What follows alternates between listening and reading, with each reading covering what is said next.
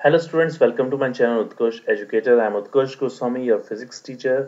और आज मैं आपके लिए एक नई सीरीज लेके आया हूँ, basics of physics for NEET JEE. और ये हमारा लेक्चर नंबर 1 है। This is the lecture number 1 जिसमें हम पढ़ने वाले हैं इलेक्ट्रोस्टैटिक्स के बारे में, जो कि आपका क्लास 12th का चैप्टर नंबर 1 है। ओके, तो ये नीट और जेईई एस्पिरेंट्स के लिए एकदम नई सीरीज है, जिसमें हम फिजिक्स के जितने भी चैप्टर्स होंगे जो कि नीट और जेईई के पॉइंट ऑफ व्यू से इम्पोर्टेंट हैं, जो नीट जेईई के सिलेबस में हैं, उन सभी चैप्टर्स को हम एकदम जीरो लेवल से पढ़ने वाले हैं, एकदम बेसिक से पढ़ने वाले हैं। ओके, ये सीरीज बहुत ज्यादा इंपॉर्टेंट सीरीज है आप सभी स्टूडेंट्स के लिए। और ये लेक्चर नंबर 1 है, तो इस लेक्चर को आप जरूर एंड तक देखें। ओके, ऐसे बहुत सारे लेक्चर्स आएंगे जिसमें हम हर टॉपिक को एकदम जीरो लेवल से समझेंगे। ओके, तो आज हम इलेक्ट्रोस्टैटिक्स से स्टार्ट करते हैं, जिसमें हम आज पढ़ेंगे इलेक्ट्रिक चार्जेस एंड फील्ड के बारे में, electric charges and electric field के बारे में। ओके, तो इलेक्ट्रोस्टैटिक्स को जो हिंदी में कहते हैं हम स्थिर वैद्युतिकी, इलेक्ट्रोस्टैटिक्स को क्या कहते हैं हिंदी में? स्थिर वैद्युतिकी कहते हैं, जिसमें हम इलेक्ट्रिक चार्जेस के बारे में यानी विद्युत आवेश के बारे में और इलेक्ट्रिक फील्ड यानी विद्युत क्षेत्र के बारे में पढ़ेंगे। ठीक है, हिंदी मीडियम के जितने भी स्टूडेंट्स हैं उनके लिए भी मैं हिंदी में बोलता रहूंगा। ओके, तो दोनों लैंग्वेजेस में लेक्चर चलेगा, जिससे किसी भी स्टूडेंट को प्रॉब्लम ना हो। तो इलेक्ट्रोस्टैटिक्स जो है आपका, एक ऐसी ब्रांच है फिजिक्स की। इलेक्ट्रोस्टैटिक्स क्या, एक ऐसी ब्रांच है फिजिक्स की जिसमें हम स्टैटिक चार्ज की स्टडी करते हैं। It is a branch of physics which deals with static charge. Okay, तो ये स्टैटिक चार्ज से डील करती है, यानी कि हम इसमें स्टैटिक चार्ज की स्टडी करते हैं। ठीक है, तो सबसे पहला टॉपिक हमें क्या पढ़ना है? स्टैटिक चार्ज मतलब स्थिर आवेश की, हिंदी में कहते हैं स्थिर आवेश की स्थिति। यहाँ पर हम अध्ययन करते हैं स्थिर आवेशों के गुणधर्मों का, स्थिर आवेश के जो भी प्रभाव होते हैं उन सभी का हम यहाँ पर स्टडी करते हैं। ठीक है, कैरेक्टरिस्टिक्स और इफेक्ट्स हम यहाँ पर स्टैटिक चार्ज की स्टडी करते हैं, किसमें? इलेक्ट्रोस्टैट्स में। तो ये स्थिर वैद्युतिकी है, और हम सबसे पहले पढ़ेंगे इलेक्ट्रिक चार्ज के बारे में, विद्युत आवेश के बारे में। विद्युत आवेश होता क्या है, इलेक्ट्रिक चार्ज होता क्या है? तो इलेक्ट्रिक चार्ज एक फंडामेंटल प्रॉपर्टी है, ध्यान रखना है। इलेक्ट्रिक चार्ज क्या है? किसी भी मैटर की एक फंडामेंटल प्रॉपर्टी है जो कि डेवलप करती है इलेक्ट्रिक फील्ड को। क्या डेवलप करती है? इलेक्ट्रिक फील्ड को डेवलप करती है। इस प्रॉपर्टी को कहते हैं हम इलेक्ट्रिक चार्ज। ठीक है, fundamental property of the matter. जिस तरह मास, द्रव्यमान, किसी भी वस्तु पर द्रव्यमान होगा, किसी भी ऑब्जेक्ट पर अगर मास है, किसी भी सब्सटेंस पर अगर मास है, तो मास होने के कारण वो ग्रेविटेशनल फील्ड से क्या होगा? अट्रैक्ट होगा, यानी वो ग्रेविटेशनल फील्ड से अफेक्टेड रहेगा। उसी तरह अगर किसी ऑब्जेक्ट के पास, किसी सब्सटेंस के पास, किसी पार्टिकल के पास चार्ज है, तो वो इलेक्ट्रिक फील्ड और मैग्नेटिक फील्ड से अफेक्टेड रहता है, यानी उनसे प्रभावित रहता है। तो fundamental property of matter by which particles are affected by electric और मैग्नेटिक फील्ड्स। ठीक है, हम इसको इस तरह भी समझ सकते हैं, जैसे अगर फॉर एग्जांपल यहाँ पर एक पार्टिकल है जिस पर प्लस क्यू चार्ज है। कितना चार्ज है? पॉजिटिव क्यू चार्ज है। तो इस चार्ज के अराउंड एक फील्ड बन जाएगा, इस चार्ज के अराउंड क्या बन जाएगा? एक फील्ड बन जाएगा। ठीक है, इस फील्ड को हम कहेंगे इलेक्ट्रिक फील्ड, और इसी इलेक्ट्रिक फील्ड से आगे चलकर मैग्नेटिक फील्ड्स बनते हैं। ठीक है, तो हम ये कह सकते हैं कि इसके अराउंड, इसके चारों तरफ क्या बन गया? एक इलेक्ट्रिक फील्ड बन गया। अब मान लो कोई दूसरा चार्ज पार्टिकल इस फील्ड में आएगा, कोई दूसरा चार्ज पार्टिकल अगर इस फील्ड में आना चाहेगा, तो वो इलेक्ट्रिक फोर्सेस एक्सपीरियंस करेगा। क्या एक्सपीरियंस करेगा? इलेक्ट्रिक फोर्सेस एक्सपीरियंस करेगा। तो विद्युत आवेश यानी इलेक्ट्रिक चार्ज किसी भी मैटर की वो फंडामेंटल प्रॉपर्टी है जो एक इलेक्ट्रिक फोर्स को डेवलप करती है। या फिर हम ऐसे भी कह सकते हैं कि एक ऐसी फंडामेंटल प्रॉपर्टी है जो पार्टिकल्स को इलेक्ट्रिक और मैग्नेटिक फील्ड से अफेक्ट करती है, यानी कि विद्युत क्षेत्र और चुंबकीय क्षेत्र से प्रभावित करती है। ठीक है, तो ये चीज आपको यहाँ पर ध्यान रखनी है कि इलेक्ट्रिक चार्जेस क्या होते हैं। ठीक है, तो इलेक्ट्रिक चार्जेस के बारे में हमने देखा। उसके बाद देखो, इलेक्ट्रिक चार्जेस की जो ऐसा ही यूनिट है, यानी इलेक्ट्रिक चार्जेस का जो ऐसा ही मात्रक है वो कूलम है। कूलम उसे हम कहेंगे, सी से रिप्रेजेंट करेंगे। और इलेक्ट्रिक चार्जेस कितने टाइप के होते हैं? तो पॉजिटिव चार्ज और नेगेटिव चार्ज। ठीक है, धनावेश और ऋण आवेश, ये दो प्रकार के होते हैं, ये आपको ध्यान रखना है। ठीक है, और ये मैंने आपको बता रखा है कि एक जैसे फॉर एग्जांपल कोई भी मैटर है, कोई भी ये एटम हो सकता है जिसपे चार्जेस प्रेजेंट हो सकते हैं। ठीक है, पॉजिटिव चार्जेस और नेगेटिव चार्जेस एक साथ भी रह सकते हैं। ठीक है, और एटम की हम प्रॉपर्टीज पढ़ेंगे, तो एटम की जो प्रॉपर्टी होती है उसमें फर्स्ट प्रॉपर्टी ये होती है कि एटम न्यूट्रल होता है। ठीक है, एटम पर कोई भी चार्ज नहीं होना चाहिए। तो एटम पर एक इक्वल अमाउंट में पॉजिटिव चार्ज और नेगेटिव चार्ज प्रेजेंट होते हैं। ठीक है, अब हम पढ़ने वाले हैं ways to develop charge. Electric charge को कैसे डेवलप करते हैं वो हमें पढ़ना है। ठीक है, अब देखो, एक आपने एक्सपेरिमेंट बचपन में किया है या अभी भी करते होंगे आप, कि भाई आपने पेन को अपने बालों से रब किया, या कॉम्ब को जब आप कॉम्बिंग करते हो और फिर छोटे छोटे जो पेपर के पीसेस होते हैं उनको अगर आप उनके पास अगर कॉम्ब को ले जाते हो तो वो छोटे छोटे पार्टिकल्स उस कंघी से या उस स्केल से या उस पेन से चिपक जाएंगे। ठीक है, जिसको आपने रब किया था अपने बालों से। तो ये एक्सपेरिमेंट आपने करके देखा होगा। इसमें आप क्या करते हो कि एक मटेरियल को रब करते हो, यानी उसको आप फ्रिक्शन देते हो। क्या देते हो? फ्रिक्शन देते हो, जिससे दूसरे पार्टिकल्स जो होते हैं वो उसकी तरफ अट्रैक्ट होने लगते हैं। यानी कि हम एक तरह से उस ऑब्जेक्ट को चार्ज करते हैं, तो दूसरे पार्टिकल्स जो हैं उनके चार्जेस उन पर भी चार्ज होने के कारण वो उस चार्ज बॉडी की तरफ अट्रैक्ट होते हैं। ठीक है, तो हम फ्रिक्शन से बाय फ्रिक्शन क्या करते हैं? चार्ज को डेवलप करते हैं। ठीक है, तो चार्ज डेवलप करने के बहुत सारे मेथड है। एक मैंने एक्सपेरिमेंटल मेथड आपको बताया जो कि फ्रिक्शनल मेथड है, जिससे हम फ्रिक्शनल इलेक्ट्रिसिटी को डेवलप कर सकते हैं। तो तीन मेथड है, ध्यान रखना। घर्षण द्वारा, बाय फ्रिक्शन, बाय कंडक्शन चालन द्वारा और बाय इंडक्शन प्रेरण द्वारा। ठीक है, तीनों को अच्छी तरह समझना है हमें। तो एक तो हम समझ ही चुके हैं कि भाई हमें रगड़ना है, मतलब कि दो ऑब्जेक्ट्स को क्या करना है? रब करवाना है। ठीक है, तो charging by friction, this type of charging is done by rubbing one material with another material. एक मटेरियल को दूसरे मटेरियल से हम रब करवाएंगे तो होता क्या है? दोनों में चार्ज आ जाता है, दोनों में आवेश आ जाता है। एक वस्तु को, एक मटेरियल को, एक पदार्थ की वस्तु को दूसरे पदार्थ की वस्तु के संपर्क में लाके उन पर जो घर्षण करते हैं अपन, ठीक है, हिंदी में अपन इस तरह से कहेंगे कि एक पदार्थ की वस्तु को दूसरी पदार्थ की वस्तु से घर्षण करने पर उस वस्तु पर, दोनों वस्तुओं पर आवेश उत्पन्न होता है। ठीक है, तो यहाँ पर इस मेथड को, इस आवेशन की प्रक्रिया को हम घर्षण द्वारा आवेशन कहते हैं। ठीक है, चार्जिंग बाय फ्रिक्शन कहते हैं। ठीक है, when one material rub with another material then the charge develops on both the bodies, this method is called charging by friction. Okay, so इसकी कुछ एग्जांपल्स आपको दे रखे हैं। मोस्ट कॉमन एग्जांपल है जैसे रबिंग ग्लास विद सिल्क। अगर आप glass को सिल्क से रब करते हो, ग्लास को सिल्क से रब करते हो, तो ग्लास पर आ जाता है पॉजिटिव चार्ज और सिल्क पर आ जाता है नेगेटिव चार्ज। ठीक है, उसी तरह एबोनाइट, एबोनाइट एक तरह का रबर होता है। तो एबोनाइट को अगर आप रब करोगे किससे? वूल से, ऊन से, तो वूल पर आ जाएगा पॉजिटिव चार्ज और एबोनाइट पे आ जाएगा नेगेटिव चार्ज। ठीक है, इसके बहुत सारे एक्सपेरिमेंट्स भी थे कि भाई हमने दो ग्लास की रॉड्स ली और दो सिल्क के कपड़े लिए, दो दोनों को ही हमने सिल्क के कपड़ों से रब किया। ठीक है, तो जब हम दोनों ग्लास बॉडीज को पास में ले गए तो हमने देखा कि दोनों एक दूसरे को थोड़ा सा रिपेल कर रही हैं, दोनों एक दूसरे को क्या कर रही हैं? रिपेल कर रही हैं। ठीक है, फिर हम सिल्क के कपड़ों को पास में ले गए तो हमने ये देखा कि भाई सिल्क के कपड़े भी क्या कर रहे हैं? एक दूसरे को रिपेल कर रहे हैं। पहले ग्लास रॉड्स को पास में ले गए तो ग्लास रॉड्स रिपेल करने लगी। पहले दोनों ग्लास रॉड्स को सिल्क के कपड़े से रब किया, फिर दोनों ग्लास रॉड्स को पास ले गए तो देखा कि इनके बीच में थोड़ा सा एक रिपल्शन आ रहा है। उसी तरह सिल्क के कपड़ों को पास में ले गए तो देखा गया कि सिल्क के कपड़ों में भी रिपल्शन आ रहा है। फिर हम एक ग्लास को और एक सिल्क के कपड़ों को पास में ले गए तो दोनों एक दूसरे से चिपक गए, इन दोनों में अट्रैक्शन हुआ। इससे हमें ये पता चला कि जब सेम मटेरियल होता है, सेम मटेरियल है और दोनों को ही एक जैसे मटेरियल से रब किया है तो दोनों में सेम चार्ज आ गया। जैसे दोनों ग्लास की बॉडीज थी, दोनों ग्लास की अपने यहाँ ट्यूब्स थी, उनको अपन ने सिल्क के कपड़ों से सेम मटेरियल से रब किया तो दोनों में सेम अमाउंट ऑफ चार्ज आ गया, जिसका नेचर भी सेम था। फॉर एग्जाम्पल, ग्लास में अगर पॉजिटिव चार्ज आ गया तो उस ग्लास में भी पॉजिटिव चार्ज होगा और पॉजिटिव पॉजिटिव एक दूसरे को क्या करेंगे? रिपेल करेंगे।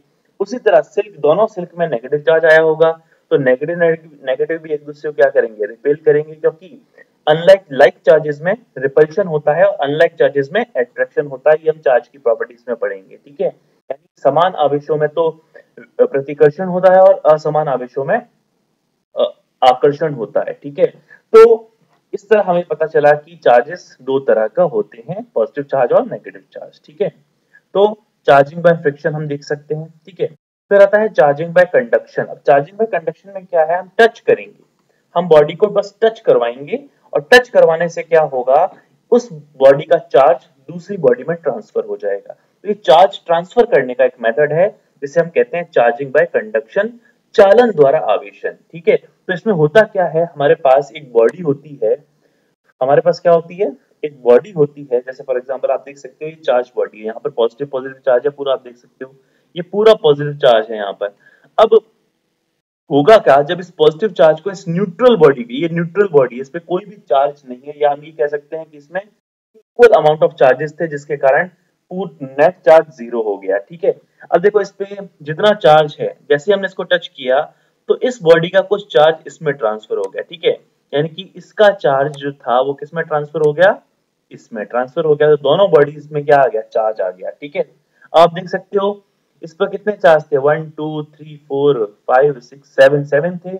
अब यहाँ काउंट करो 1 2 3 4 5 6 7, टोटल चार्ज का सम क्या रहा, सेम रहा। मतलब कि जब हम कंडक्शन से चार्जिंग करते हैं तो एक बॉडी को दूसरी बॉडी के कांटेक्ट में लाते हैं, यानी संपर्क में लाते हैं। तो संपर्क में लाने पर उस बॉडी का चार्ज दूसरी बॉडी में ट्रांसफर तो होता है, पर टोटल चार्ज क्या रहता है, सेम रहता है। टोटल चार्ज क्या रहता है, सेम रहता है। ठीक है, फॉर एग्जांपल एक बॉडी थी आपकी, मान लो एक बॉडी है इस पर 5 कूलाम का चार्ज है, 5 कूलाम का चार्ज है, और दूसरी बॉडी है जिस पे मान लेते हैं कि भाई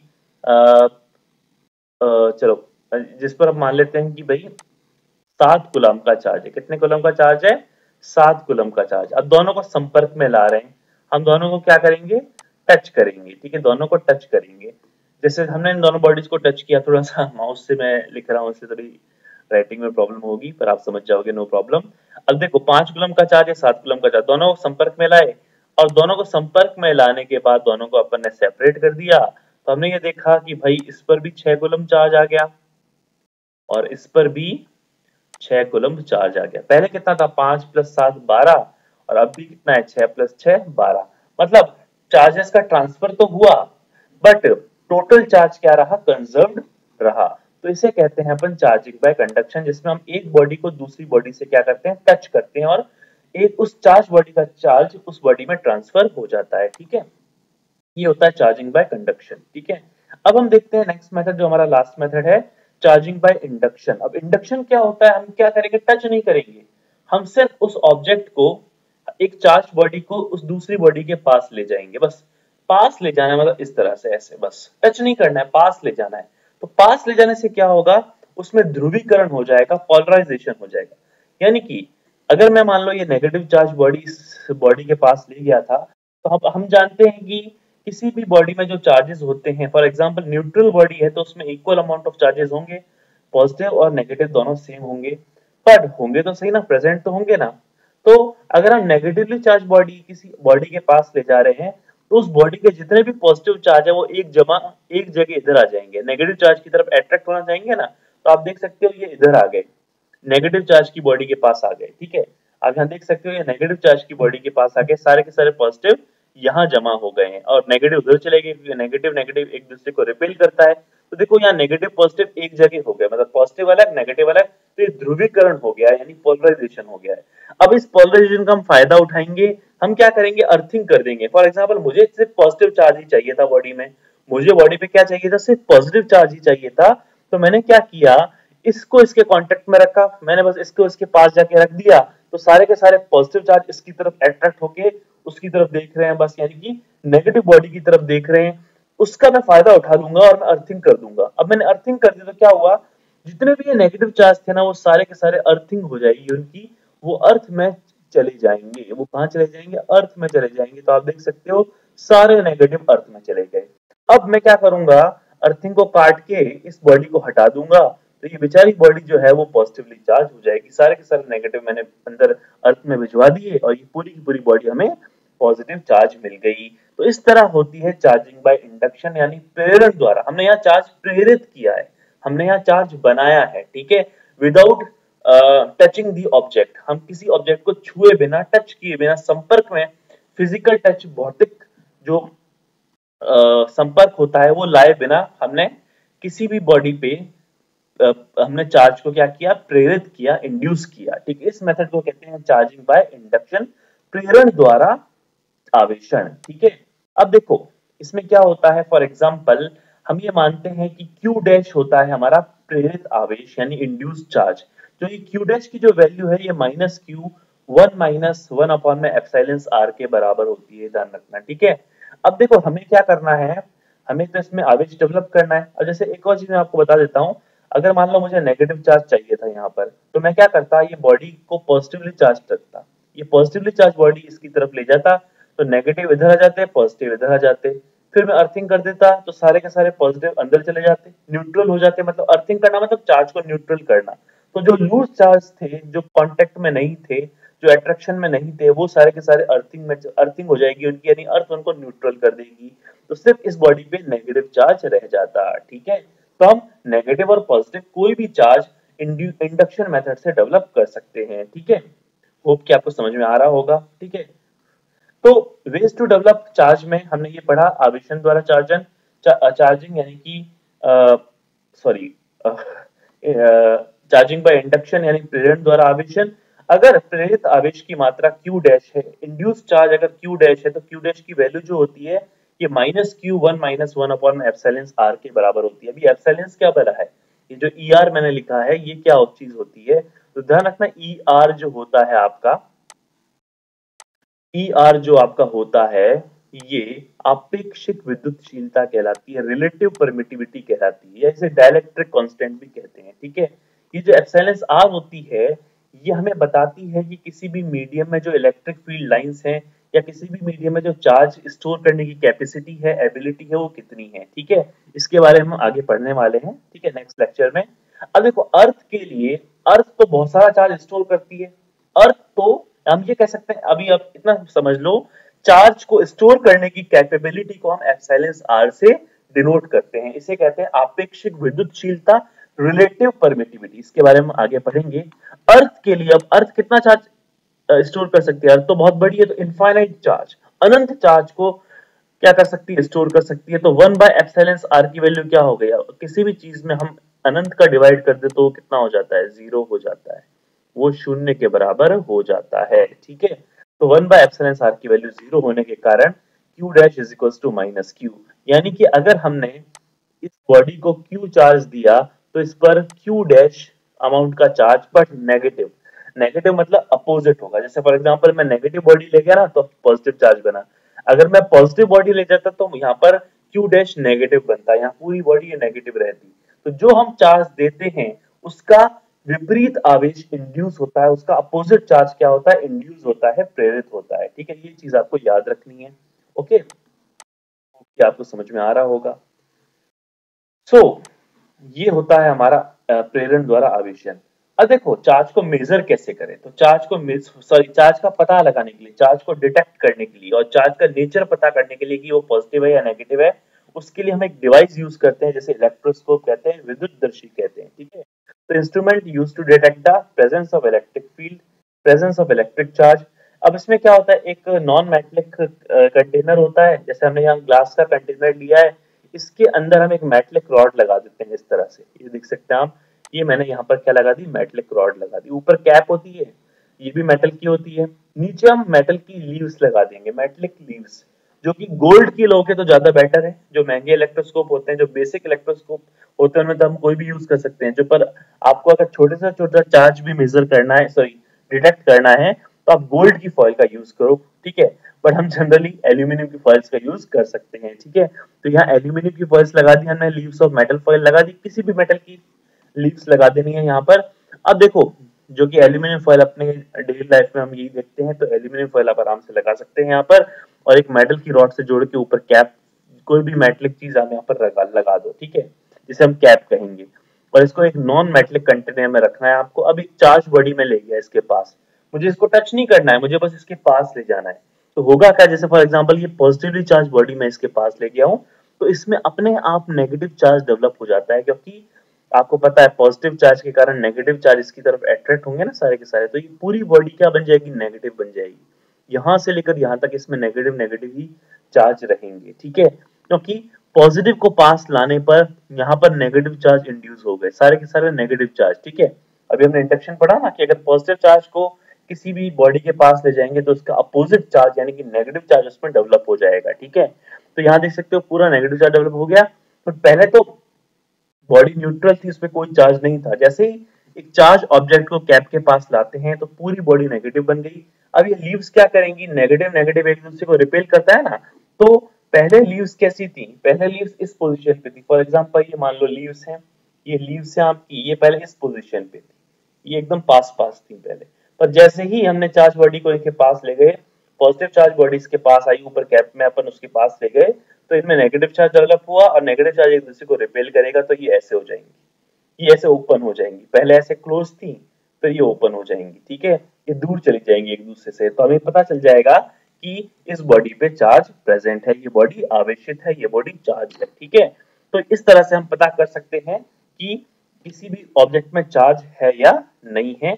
उसके लिए हम डिवाइस यूज करते हैं, उसको कहते हैं electroscope, instrument used to detect the presence of electric charge. Okay, अब हम यूनिट्स ऑफ इलेक्ट्रिक चार्ज की बात कर लेते हैं। एसआई यूनिट्स क्या होती हैं इलेक्ट्रिक चार्ज की, तो हमें एसआई यूनिट्स के बारे में पढ़ना है। तो coulomb is the SI unit of electric charge. विद्युत आवेश की जो मात्रक है, एसआई मात्रक है, जो स्टैंडर्ड मात्रक है आपका, वो 1 कूलम्ब है, और 1 कूलम्ब 1 एम्पियर सेकंड के बराबर होता है। अभी हम आगे पढ़ने वाले हैं इलेक्ट्रिक करंट के बारे में, ये एम्पियर एम्पियर क्या होते हैं हम आगे पढ़ेंगे। जो हमारा इलेक्ट्रिक करंट होता है ना, वो flow of charge, rate of flow of charges होता है, यानी कि 1 सेकंड में कितने चार्जेस फ्लो हुए हैं। तो I is equal to Q by T होता है, ठीक है। तो I, इसको हम एम्पियर कहते हैं। I करंट की जो यूनिट होती है ना, कूलम्ब पर सेकंड, करंट की यूनिट होती है कूलम्ब पर सेकंड, जिसको हम एम्पियर कहते हैं। तो Q इज इक्वल टू क्या बन जाएगा, Q इज इक्वल टू क्या बन जाएगा, I multiply by T, I multiply by, तो I होता है करंट, T होता है टाइम, करंट की यूनिट एम्पियर और टाइम की यूनिट सेकंड। तो 1 कूलम्ब बनता है 1 एम्पियर सेकंड। डायमेंशंस आप देख ही सकते हो, ना तो ये मास पे डिपेंड करता है, ना ये लेंथ पे डिपेंड करता है, ये टाइम पे डिपेंड करता है और करंट पे डिपेंड करता है। तो T1 A1, A मतलब एम्पियर और T मतलब टाइम, ठीक है। तो M0 L0 T1 A1, ठीक है, ये इसके डायमेंशंस हो जाएंगे।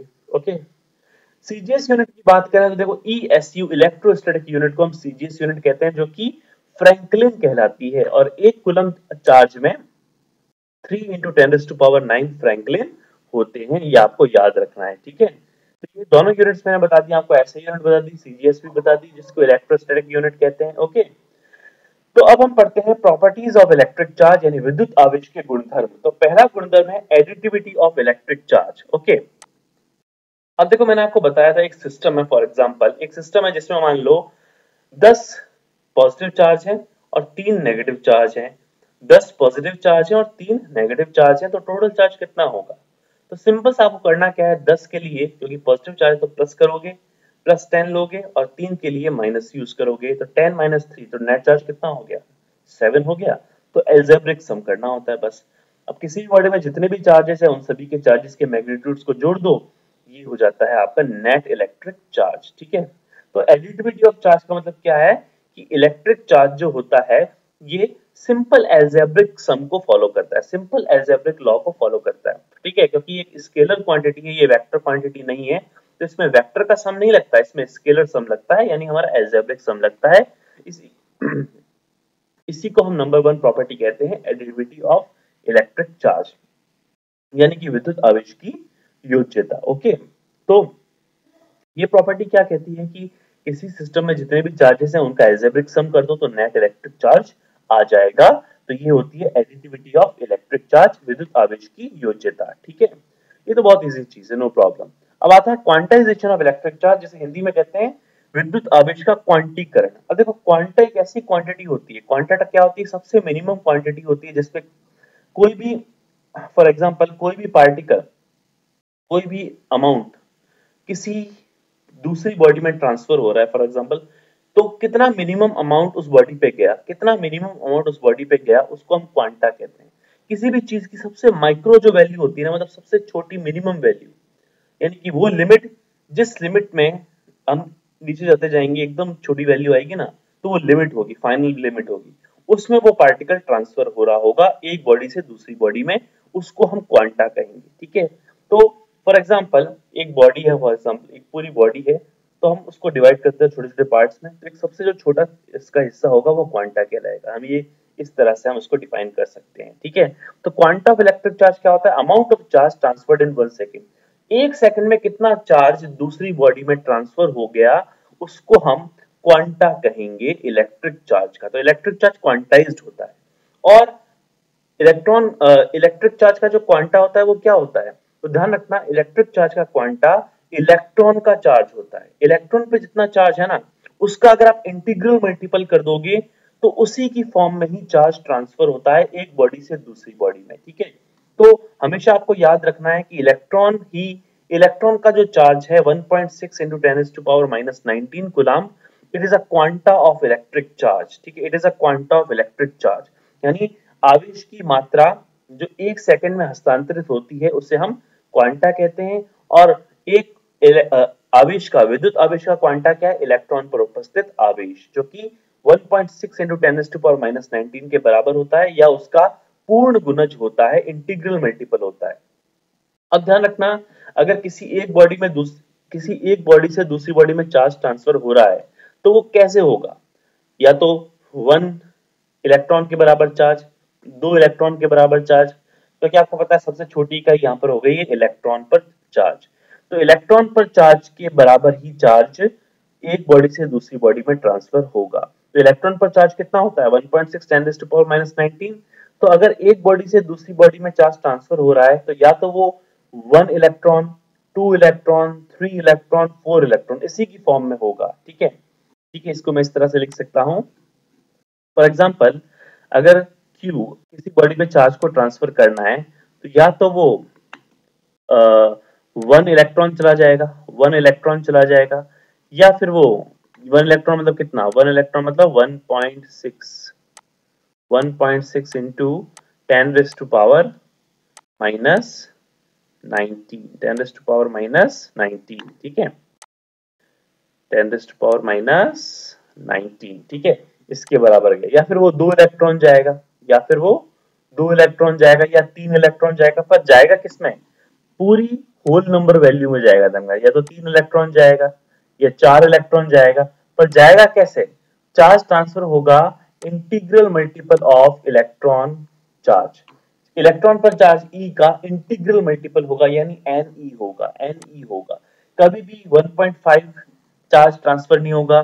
पॉइंटों में चार्ज कभी भी ट्रांसफर नहीं होता है, ध्यान रखना। अब आप कहोगे यहाँ तो वैल्यू पॉइंटों में आ रही है 1.6 3.2, तो ये इलेक्ट्रॉन पर चार्ज जो होता है वो पॉइंटों में ही होता है। इलेक्ट्रॉन पर जो चार्ज होता है उसकी जो वैल्यू होती है वो 1.6 होती है, पर किसी एक बॉडी से दूसरी बॉडी में जो चार्ज ट्रांसफर होगा वो integral multiple of electron charge है। इलेक्ट्रॉन पर के जो चार्ज का इंटीग्रल मल्टीपल, मतलब इलेक्ट्रॉन के चार्ज को हम 1 2 3 4 5 6 से हम मल्टीप्लाई करेंगे तो वो कहलाता है integral multiple of electric charge. तो हमेशा ध्यान रखना, इलेक्ट्रिक चार्ज हमेशा इलेक्ट्रॉन के चार्ज का इंटीग्रल मल्टीपल की फॉर्म में एक बॉडी से दूसरी बॉडी में जाएगा, ठीक है। तो या तो उस पर 1 इलेक्ट्रॉन चार्ज जाएगा, या 2 इलेक्ट्रॉन चार्ज ट्रांसफर होगा, या 3 इलेक्ट्रॉन चार्ज ट्रांसफर होगा। तो इस तरह से ही चार्ज ट्रांसफर होगा, तो हम इसे कहते हैं क्वांटाइजेशन ऑफ इलेक्ट्रिक चार्ज। तो Q इज इक्वल टू क्या होता है? Plus minus Ne। अब हम एक चीज जानते हैं, भाई अगर एक बॉडी से दूसरी बॉडी में चार्ज ट्रांसफर होता है। अब चार्ज कैसे ट्रांसफर होता है? देखो, हम एटम का स्ट्रक्चर थोड़ा बहुत तो जानते ही हैं। ये हमारा फॉर एग्जांपल एटम है, यहाँ बीच में उसका न्यूक्लियस होता है जो कि कैसा चार्ज का होता है? जो कि पॉजिटिव चार्ज का होता है। उस पर कितना चार्ज होता है? Positive charge. और यहाँ पर एक नेगेटिव इलेक्ट्रॉन घूमते रहते हैं, इसके चारों तरफ नेगेटिव इलेक्ट्रॉन्स क्या होते हैं? घूमते रहते हैं। यहाँ पर नेगेटिव इलेक्ट्रॉन फॉर एग्जांपल ये। अब मान लो मैंने इसको एनर्जी दी, इस इलेक्ट्रॉन को निकालने के लिए इसको मैंने क्या दी? एनर्जी दी। तो एनर्जी देने से क्या होगा? ये इलेक्ट्रॉन अपनी ऑर्बिट को छोड़ देगा और बाहर चला जाएगा। ये इलेक्ट्रॉन कहाँ चला गया? बाहर चला गया, ठीक है। अभी ध्यान रखना, फॉर एग्जांपल ये हाइड्रोजन का एटम है, तो उस पर एक प्रोटॉन है, यानी एक पॉजिटिव चार्ज है, एक क्या है? पॉजिटिव चार्ज, और एक क्या है? नेगेटिव चार्ज है। तो पॉजिटिव और नेगेटिव चार्ज सेम होने के कारण वो पूरा न्यूट्रल है, पूरा उदासीन है, यानी उस पर टोटल चार्ज 0 है। अब उसका एक इलेक्ट्रॉन बाहर चला गया तो उस पर सिर्फ क्या बचा? उस पर सिर्फ पॉजिटिव चार्ज ही बचा, उस पर सिर्फ पॉजिटिव चार्ज ही बचा।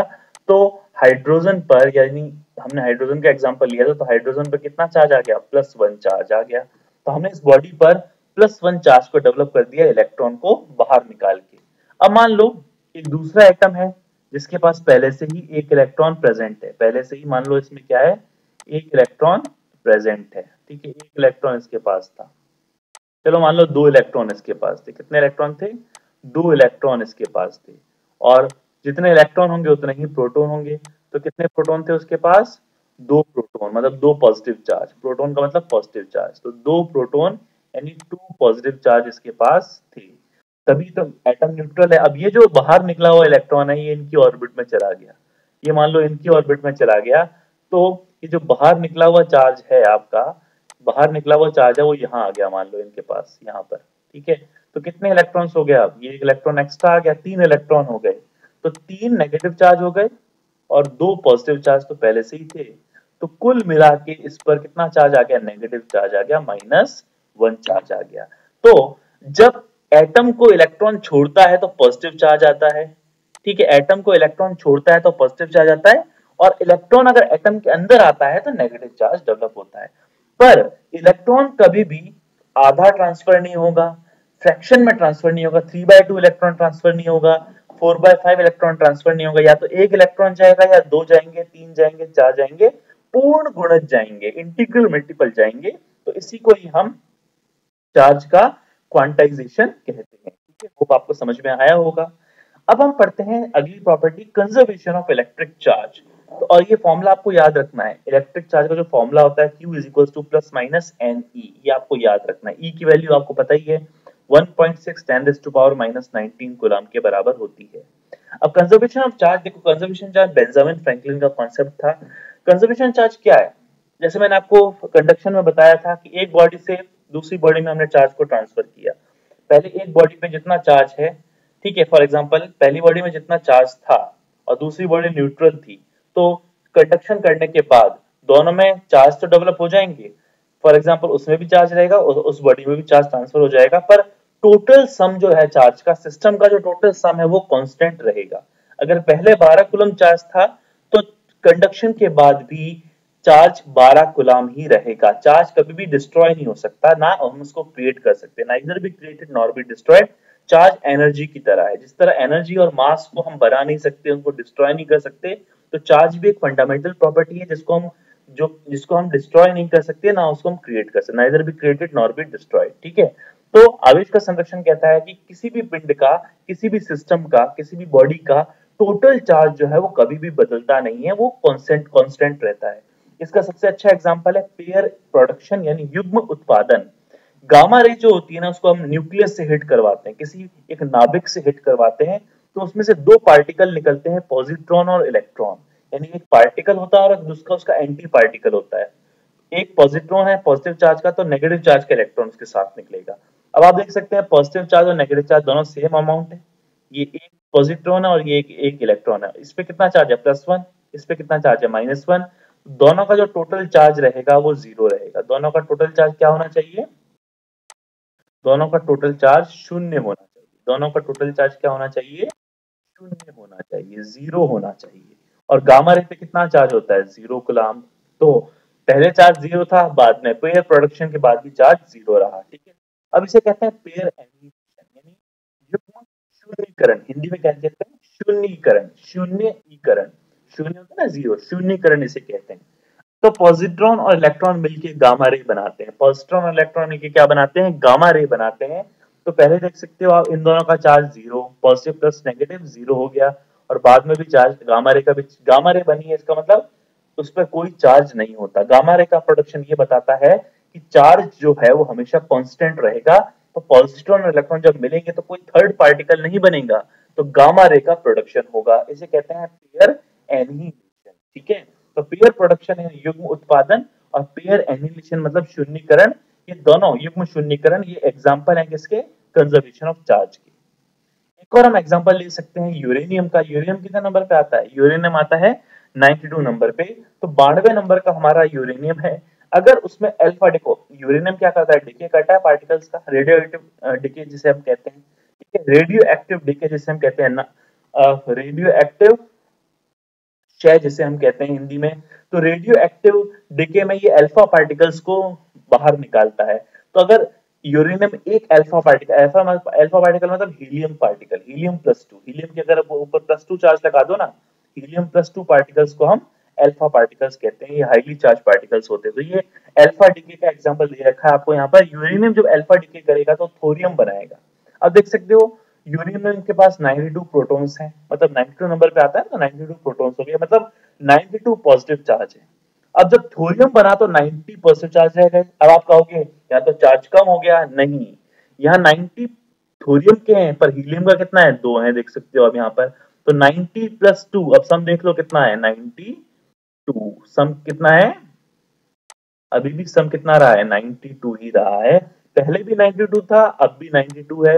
तो चार्ज क्या रहता है, कांस्टेंट रहता है। अब ऊपर देख सकते हो मास आपको दे सकता है, एटॉमिक मास 235 है, थोरियम का 231, और प्लस 4 कर दो तो मास भी कंजर्व्ड है, कितना है, 2, 3 एंड 5, 235। पहले भी 235 था।